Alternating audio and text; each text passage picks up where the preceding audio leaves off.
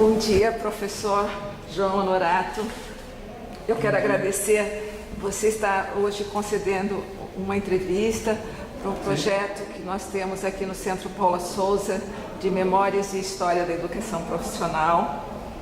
Hoje, que é dia 15 de setembro de 2016, aqui no Centro de Memória da Educação Profissional. Eu gostaria de conversar com você, assim, principalmente primeiro sobre a sua história de vida. Quer dizer, que cidade você nasceu, onde você estudou, né? Até chegar à sua opção pela Faculdade de Tecnologia São Paulo. É muito engraçado porque as coincidências na minha vida fazem parte da minha trajetória profissional. Eu nasci no dia 11 de 1 de 1951. Isso significa que o número 1 está presente sempre na minha carreira. Morei inicialmente no Brás, e ingressei na escola aos 4 anos de idade, também no Brás, no Colégio Padre Anchieta, é uma das escolas, na época, né, referências de São Paulo. E inicialmente essa escola era feminina. E, por incrível que pareça, eu fui a primeira turma de meninos a entrar nessa escola. E então, já começando a minha trajetória como pioneiro, né? Fiquei nessa escola até os meus 19 anos, fiz os cursos primário, jardim, ginásio e científico, e concluí em 1969 e ingressei na faculdade, né? Comecei a estudar, né? Que na época era muito difícil, porque principalmente na área da engenharia os cursos eram diurnos, né? Meus pais eram das família classe média, né? Meu pai era alfaiate, minha mãe do lar, e eu não podia, de maneira nenhuma, fazer uma instituição paga. Então eu fiz, na época, o anglo-latino, né, que cursinho, e no cursinho eu fiquei sabendo do vestibular aqui da FATEC. Isso foi em 1970, por incrível que pareça, primeira turma da FATEC. Então, ingressei aqui na FATEC, mais precisamente no mês de agosto de 1970, na modalidade, na época, era oficinas, né?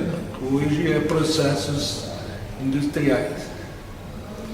E acabei me formando, né? Nossa, até uma coincidência também, para fazer parte das coincidências.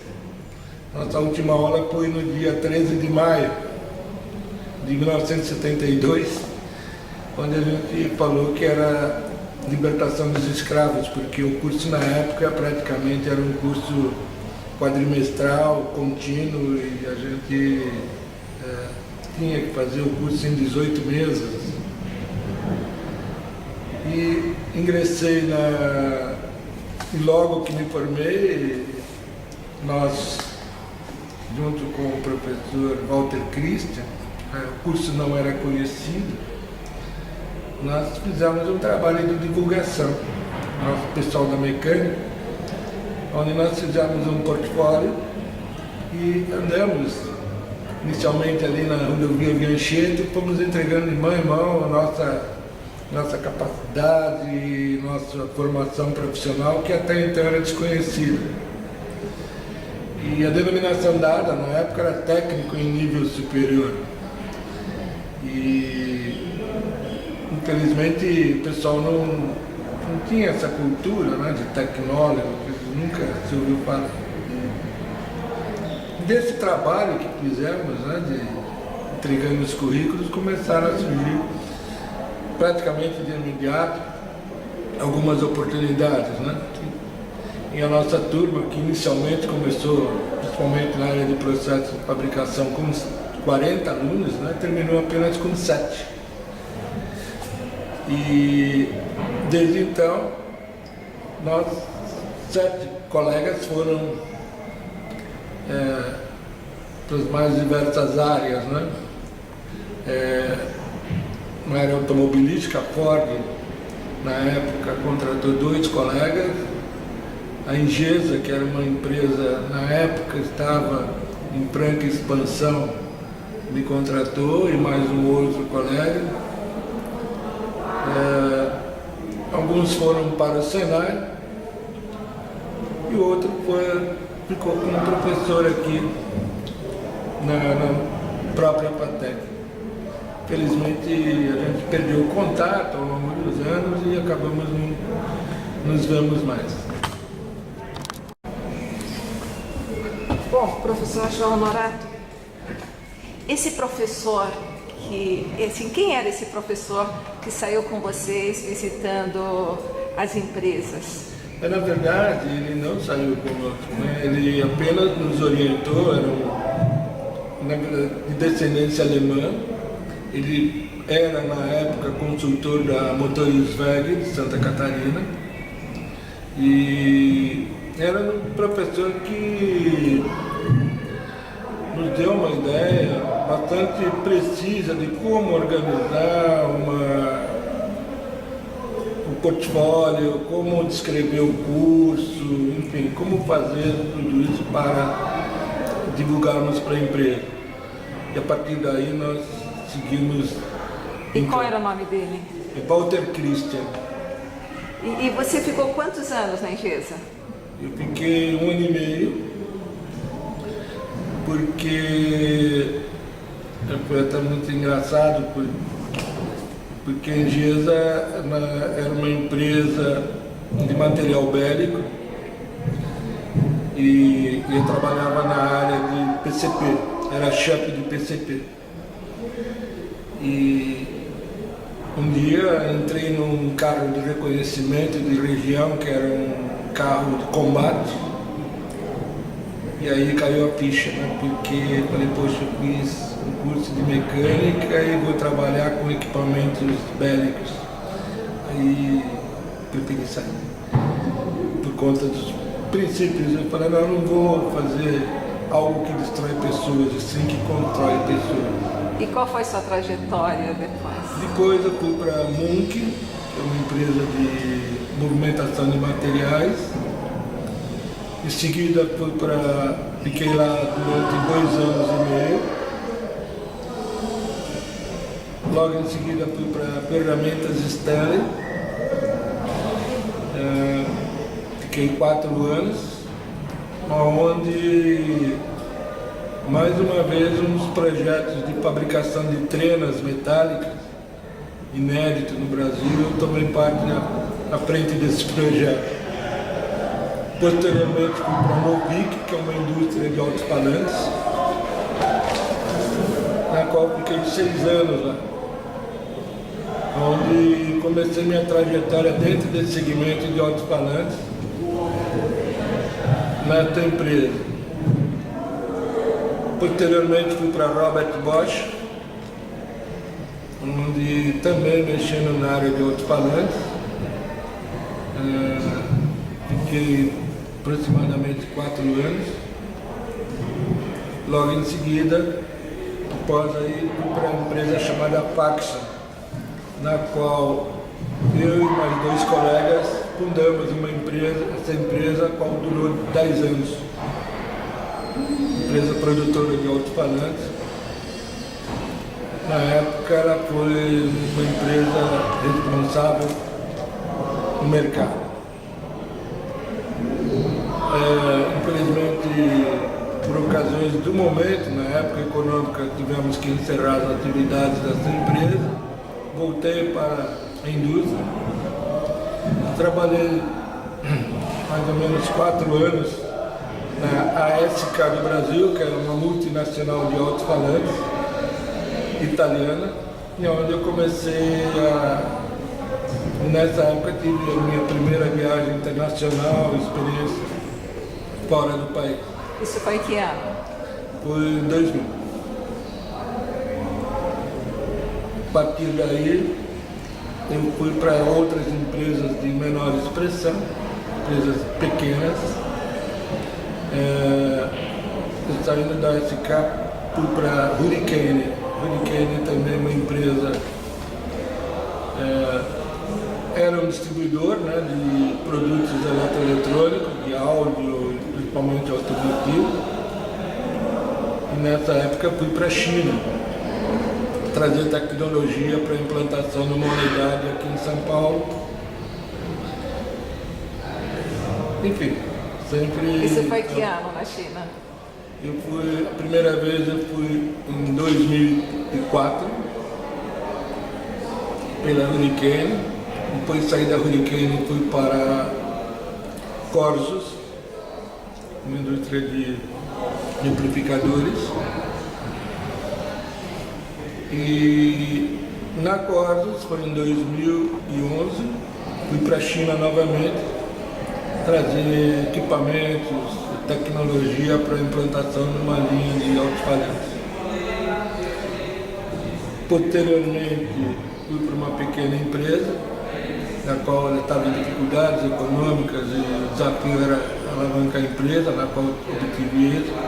E em 2014, eu encerrei minhas atividades na área industrial. Você se aposentou?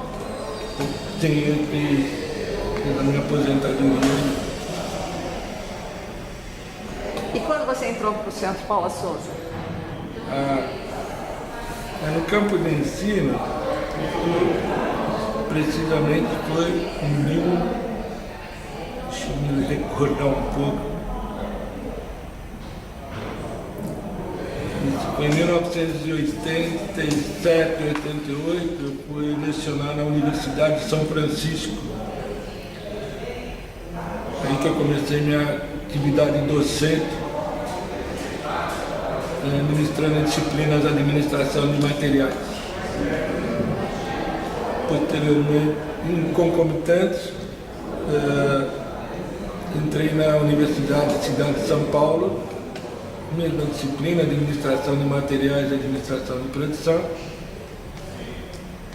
E na época, foi de 88 a 89, eu não era Centro Paula Souza, mas eu ministrei aulas no Colégio Martin Luther King, que é uma das unidades hoje do Centro Paula Souza, que na época era do governo do Estado de São Paulo. Que ano foi isso?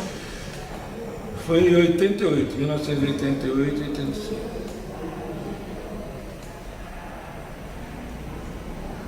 Sempre nessa época trabalhando na indústria e à noite ministrando aulas, mas sempre em faculdades. E em 1997 eu ingressei no Colégio Basílio de Godoy, que Centro Paula Souza. E daí você já ingressou como indeterminado? Na época como indeterminado, né? Tá. E em 2000 eu entrei como indeterminado. Mas logo em seguida eu tive que sair porque, como eu fui trabalhar na SK, e ela em Sete Lagoas, eu tive que sair das aulas. Mas eu retornei em 2006, onde estou até hoje, na mesma escola. E daí você retornou e você dá que disciplinas? Sempre na área de organização industrial, processo de fabricação, tecnologia mecânica. E me diz uma TCC, né? TCC já está implantado. Professor Honorato, voltando para a FATEC, eu percebi pelo seu currículo então, que você ingressou em 72, se formou em 74, né? Não, Teve a colação. 70, me formei em 72. Porque Porque, desculpe, na data de conclusão de curso, isso, 72, e depois a colação de grau foi em 74. Perfeito. Né? E o diploma só aconteceu em 84. Assim, quais foram os motivos que levou a quase 10 anos para ser liberado esse diploma? Você lembra? Olha, eu não fiquei muito inteirado dentro disso, uma coisa que me incomodou muito, né? Porque sei se foi aspectos políticos ou uma tramitação legal na época, né? Dificuldade por ser uma novidade na época, uma coisa fora dos padrões, né? Para a época. Eu não sei exatamente o porquê. Isso me chateou bastante, me incomodou muito, porque em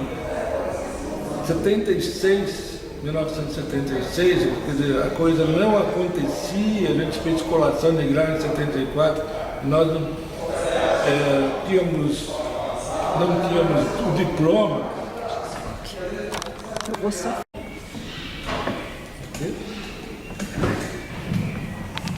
Então esse problema da demora, da expedição do diploma, da oficialização em si do curso, apesar de nós termos na época o CREA provisório, isso nos dava um certo desconforto, como também uma insegurança profissional, porque a gente não sabia exatamente qual seria o final de tudo isso.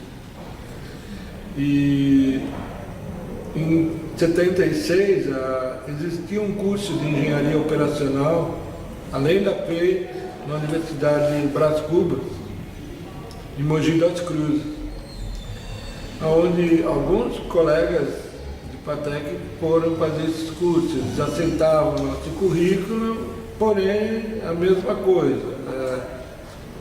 Nós seríamos a expedição do diploma também estava atrelado ao diploma da FATEC. Resolvi fazer esse curso, quer dizer, praticamente uma complementação, e foi em um ano. Acabei fazendo a obtive, que é o título que eu tenho hoje, de engenheiro operacional. E você fez onde? Na Universidade de Brás Cubas. Concluí em 1977.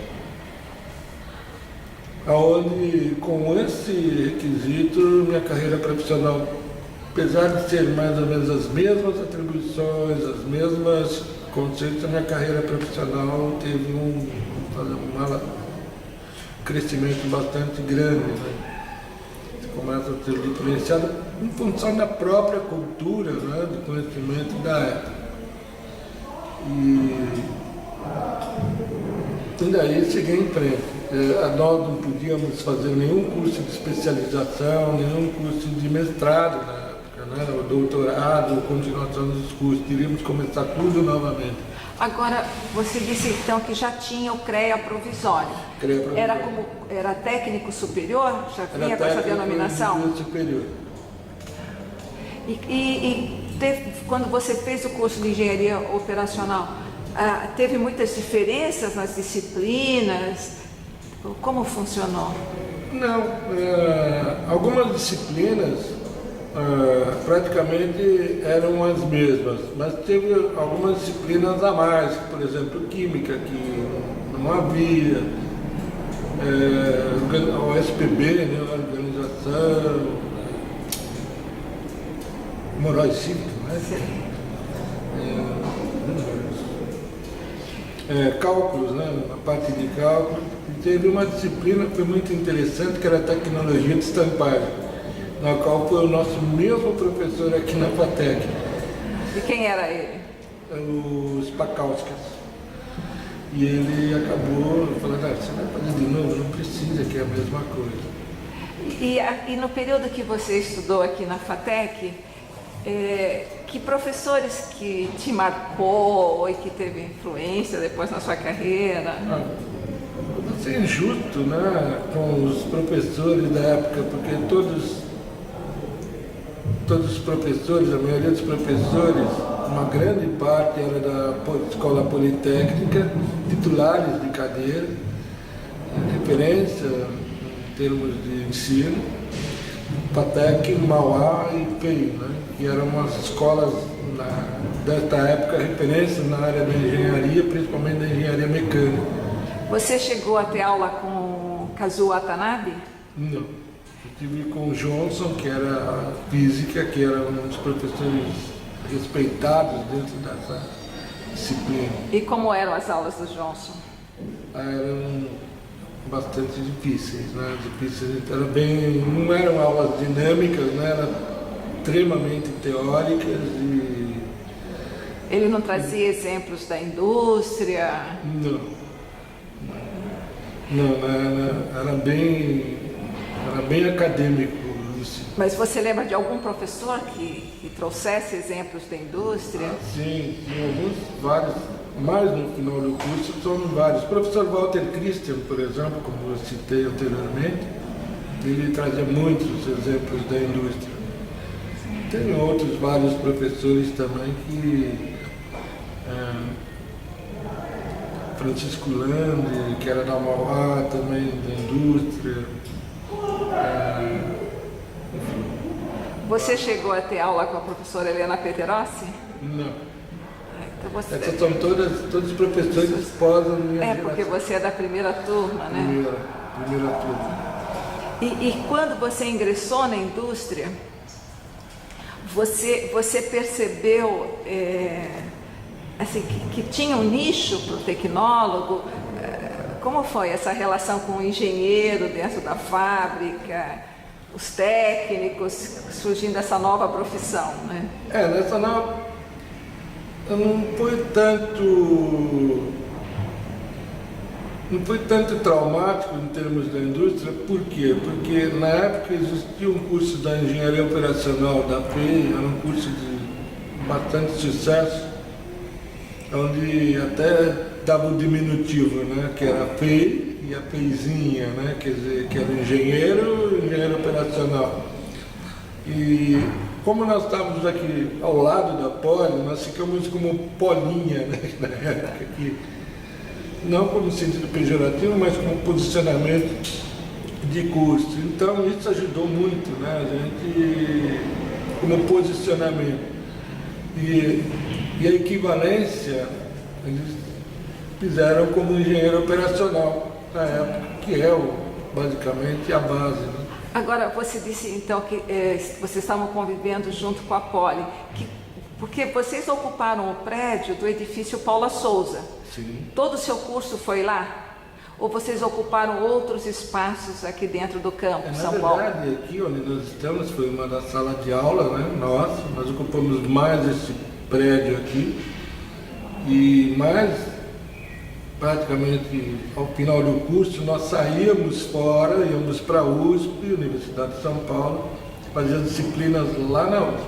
Que tipos de disciplinas vocês Nós faziam? fizemos a disciplina de materiais,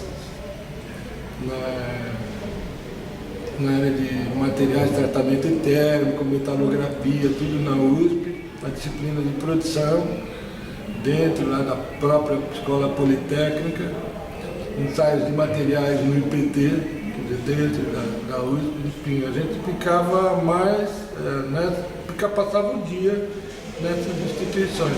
E que aqui a Politécnica ainda tinha que edifício? Era o não sei o nome, Santiago, né? Aqui do lado desse edifício. Nós temos aqui do lado o Ramos de Azevedo, que hoje é o Arquivo Histórico Municipal. Ali era a parte de eletrônica. Sim, não, esse aqui do lado, esse aqui. Aqui é o Santiago. Santiago. Que depois tinha processamento de dados, era o Santiago. Aqui é o edifício Paula Souza. Então, no Paula Souza, toda a disciplina foi tudo aqui. Isso, então, mas a Politécnica, ela tinha ainda? Ela estava ocupada aqui. Ainda ficou mais uns anos ainda ocupando. Mas no Santiago ou lá no Santiago, Ramos de Azevedo? Santiago. Esse edifício aqui. Porque no Santiago tinha o curso de processamento de dados Isso também. foi depois, bem depois. Então os primeiros cursos da FATEC foi mecânica? Foram na área da mecânica, mecânicas oficinas e projetos. E depois tinha da área civil, que é edificações, pavimentação, hidráulica. Os cursos aqui eram nesse edifício. A gente ocupava essas instalações. Não tinha nem oficina, a parte de oficina nós não tínhamos. Nós fazíamos ao sábado o dia inteiro, no Senai lá no Ipiranga. Ah, e o que vocês faziam lá? Praticamente era o curso, vamos dizer, uma adaptação daquele curso Senai de mecânica, né, usinagem, a parte de mecânica em si, né, a parte de ajustagem, tudo lá. Mas desenho mecânico vocês tinham aqui? Desenho nós fazíamos aqui. Faziam lá em cima, no terceiro Lá em andar? cima, no último andar, lá em cima. Eu percebi que lá tinham duas salas, uma mais simples e uma sala mais equipada de desenho. Exatamente. Dependia do ano que... Não, normalmente a gente ocupava essa sala que se mencionou mais equipada, porque na época era tudo igual, né? A gente não tinha essa discriminação tão grande. Na verdade, nós passamos aqui 18 meses. Nós tínhamos aulas pela manhã, à tarde e de terça e quinta aula à noite. Poxa, vocês tinham praticamente os 3 períodos, então. Exatamente. E como é que foi? Porque era muito puxado, né? Sim. Vocês não tinham nem férias, praticamente.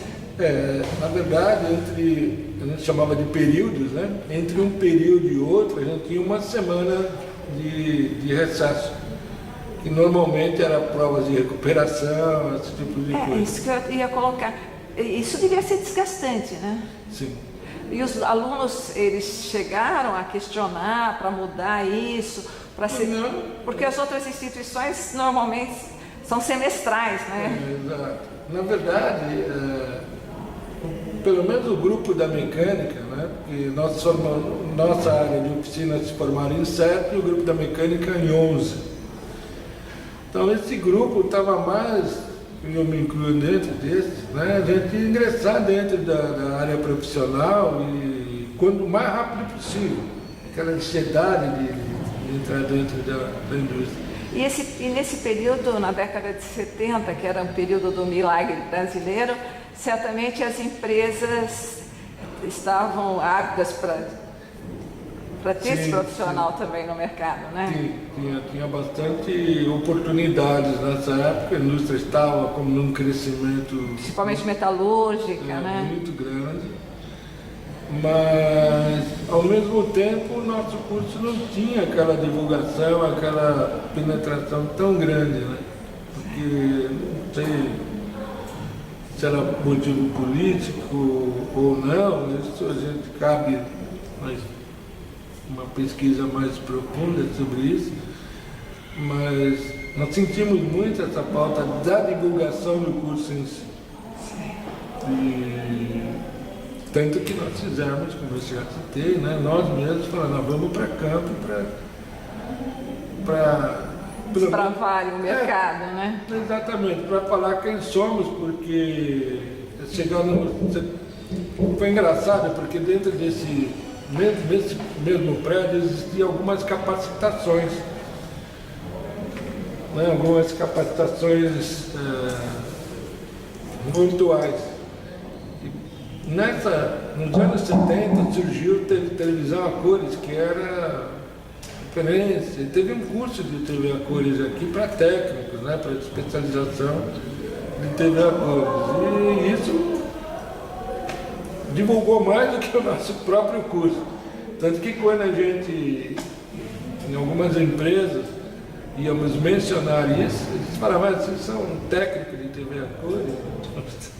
Isso me chateava bastante, pela falta de conhecimento. Mas como nós fizemos essa divulgação, íamos no RH, chegamos no RH, em 2, 3 alunos, falaram, vamos apresentar esse curso, o programa é esse e tal. Não pediu emprego, mas praticamente abriu a oportunidade, né, para esse técnico de nível superior, nem se falava em tecnólogo, né, técnico de nível superior. Isso depois de 74, aí que começou essa denominação. Agora, professor Honorato, num balanço, né, com a sua trajetória pela empresa, como professor, hoje fazendo parte da equipe de coordenação de mecânica na unidade de ensino médio e técnico, junto com a professora Miri Yokota, como é que você vê assim, essa evolução hoje do tecnólogo, né, inclusive com 66 faculdades no estado de São Paulo? Eu acho que fugiu bastante do propósito inicial, onde nós tínhamos uma grande carga de informações e ao mesmo tempo exigência de dedicação plena. E lamentavelmente eu vejo hoje foram criados vários cursos com essa denominação tecnólogo e manchou um pouco a importância desse curso, né? Com um curso meio sem sentido, assim, a nível profissional. Mas qual? De mecânica? Não, o curso tecnólogo em si. Porque tem várias modalidades, qualquer coisa hoje é tecnólogo, né? Então, mas será que isso não tem a ver com a necessidade do mercado de ter especialistas em determinadas áreas? sim, deveria ser, mas na verdade colocou-se um nível a mais, na minha opinião, né, um nível a mais em termos de graduação superior, mas com nível técnico ainda. Existem muitos cursos técnicos ainda, bastante superior ainda aos níveis de tecnólogo. Então, quer dizer, você acha, de repente, que precisaria estar revendo esses currículos, Correto. ver a relação do técnico com o tecnólogo? Exatamente. Isso são possibilidades Sim. para serem avaliadas em diversas modalidades. Diversas áreas, porque hoje você faz um curso superior de 2 anos, já é tecnólogo. Mas se você pegar às vezes um curso técnico, por exemplo, em administração, ele tem a mesma grade ou mais do que o próprio tecnólogo, dependendo da instituição. Bom, então isso acaba sendo mais uma proposta para a gente futuramente aí tá revendo, né? Tem que rever, porque hoje, e até mesmo o próprio, em algumas áreas, não aceita tecnólogo como técnico.